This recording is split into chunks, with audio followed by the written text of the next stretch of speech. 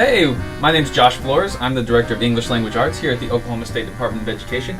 Welcome to PD on Your Plan, Let's Talk Writing Session 3. Remember, the ideas, suggestions, and resources from today's session are based on my own opinion, and they are merely suggestions for you to take and do with what you will. For today's session, make sure you have visited elaokteachers.com and downloaded the resources available here before getting started. Our takeaways for today are stance, citation, and then of course resources, more resources as always. In argumentative writing, when a writer has determined their stance on a subject, they can then determine the amount and sequence of evidence needed to support their claim or claims or counterclaims. The process to composing an argument includes looking for the evidence, determining your stance based on that evidence, and then of course sequencing the combination of claims and supporting evidences. But as always, make sure to give credit to earn credibility. Today's session focuses on establishing credibility through in-text citation strategies and takes a look at the process for developing a passage-based response. So let's look at some of those terms. Stance is a writer's position and perspective regarding a topic or idea or issue. For example, homework is necessary for learning. A writer's stance is influenced by the context of the prompt and source material. For purposes of assessment, specifically 5th and 8th grade writing assessment in Oklahoma, the prompt will typically be based on one of three modes: narrative, informal and explanatory, or opinion and argumentative. A formidable writer can recognize the structures in each mode and use this to respond accordingly. Today, we're going to focus on the argument mode. Now, according to our appendix in the state standards, there are three broad reasons a writer wants to engage in arguments. One is to change the audience's perspective about an issue or idea. Two is to elicit the audience to take action for a cause. And three is to ask the audience to accept the writer's analysis or judgment of an idea, issue, or problem. Another important term for our students to note are claims. Claims are a writer's ideas or belief statements used when composing an opinion or argumentative essay. Now, there are two types of claims we focus on with our standards.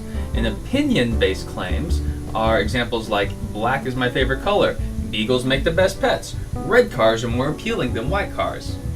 The second type are argumentative claims.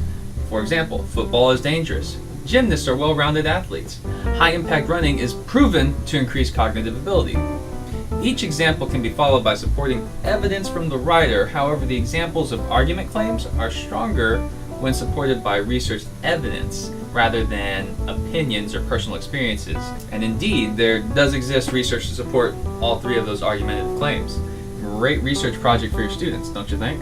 In general, when I'm explaining claims to students, I'll give them the example, "It rained last night," a very general statement, and follow that up with the definition of evidence. Now, evidence is any information indicating whether a claim is valid or invalid. To continue on from our example of a claim, "It rained last night," our evidence to showing it rained last night is the grass is wet. Now, evidence is gathered through research, experimentation, or from personal experience. It is used most effectively when it provides specific examples to support a claim, highlights another perspective, or expands on the writer's original stance. Here's an example of how a writer may organize their thoughts when composing an argument. Of course, on the outside, we have our prompt and our source material that helps us develop our stance after we analyze that source material, and then develop claims that are supported with evidence that help us back up our stance. Going back to our original stance about homework, here is a CBS News clip that talks about whether homework's good or bad, and it gives dual perspectives on it. Something to share with your students and help them develop their own stance.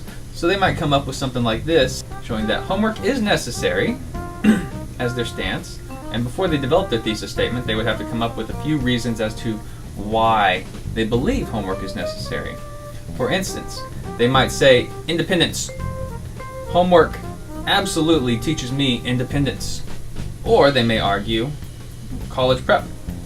Homework totally prepares me for college. And then, of course, they might have to pull and say some arguably absurd claims that homework helps me stay off the streets. All good reasons why we should have a lot of homework in school. I'm sure students will agree. Now, when using evidence, we always reference the original source material. However, for our purposes, in regards to the writing assessments in Oklahoma, you do not need to concentrate on MLA, APA, or any acronym formal citation structures just yet. We want more in-text citation through paraphrasing, summarizing, and sparingly using direct quotations.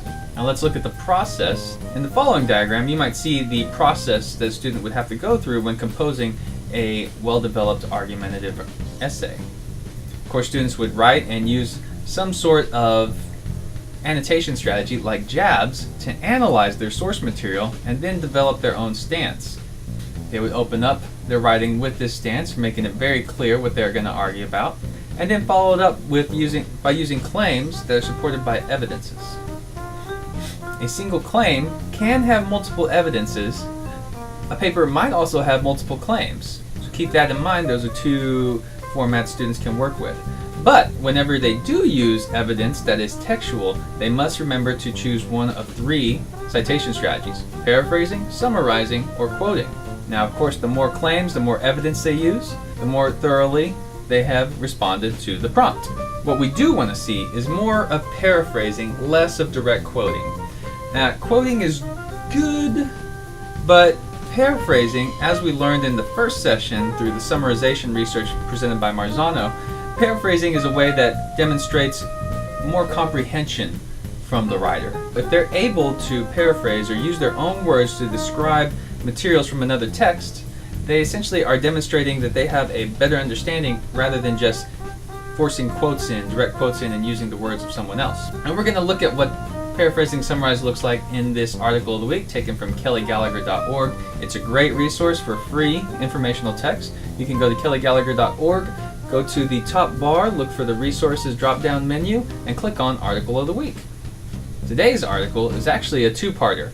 There is an excerpt from Why Being a Thinker Means Pocketing Your Cell Phone, and Have Smartphones Killed Boredom, and Is That Good? We're going to focus on the first part together, and then I invite you to do the second part on your own. So naturally, I would have students read it first, maybe do the jabs method. Of course, they can annotate on their own copy. I would have them also number each paragraph so it's easier to reference back and forth. For instance, we are going to go focus on paragraph 11. Paragraph 11 states, "It's no wonder Nicholas Carr raised so much interest with his 2010 book, The Shallows, which was an expansion of his Atlantic Monthly cover story, Is Google Making Us Stupid?" Carr's point is that we aren't thinking, we're browsing. So now we take this quote and we throw it back at the students and ask them to determine, is this an example of paraphrasing, summarizing, or is this a direct quote? Most will argue in favor of summarizing. Why? Well, the closing statement kind of gives it away. If you see, Carr's point is that we aren't thinking, we're browsing. This focuses on a main point from a text, from a large text, but it's one broad main point. And as discussed in previous sessions, a well-developed summary will focus only on main points. However, point out to students the lack of any MLA or APA or any other formal acronymal citations, but the source material is still credited correctly. Now we want to take this expert writing style and imitate it in our own writing, so we would go through and dissect it. We would take a look at how this author accomplished proper citation by focusing on where the author was credited, where the title of the work was credited, and then where their original thoughts occurred.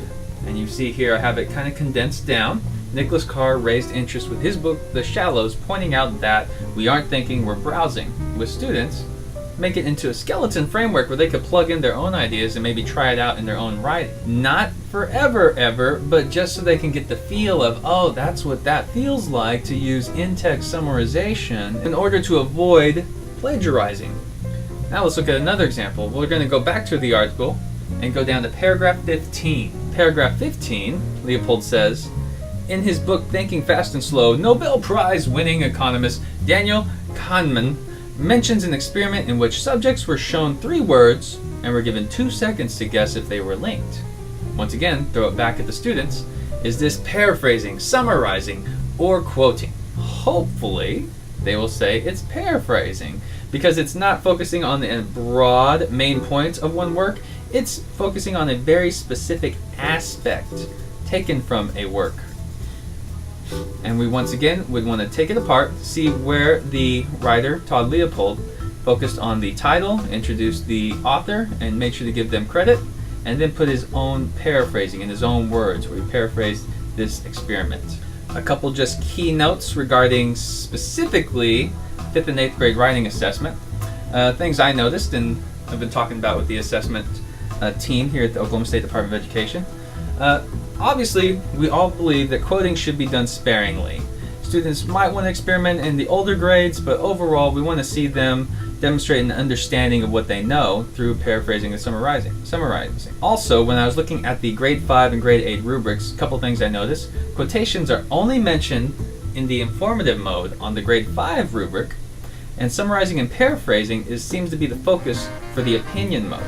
However, we have this big switch in the 8th grade, and quotations are mentioned in the informative and argumentative mode. So we talked about stance, we talked about following up that stance by citing resources to strengthen our stance, and we talked about other resources. If you want more information, you can also find a lot of good stuff at the online writing lab at Purdue, the OWL at Purdue, and that is linked, of course, on this documentation. Please check out Kelly Gallagher, and there are similar articles you might want to consider taking from newsela.com, one of my favorite resources I've been talking about quite a bit, and pairing it up with this specific passage. Oh, and also let's not forget CBS.com's clip about homework in school. That would be a great one to share with students and get their opinion on. Cell phones, homework, I'm sure they can come up with some sort of argument to talk about in class. Thank you for listening today, and please leave feedback at the bottom of the page.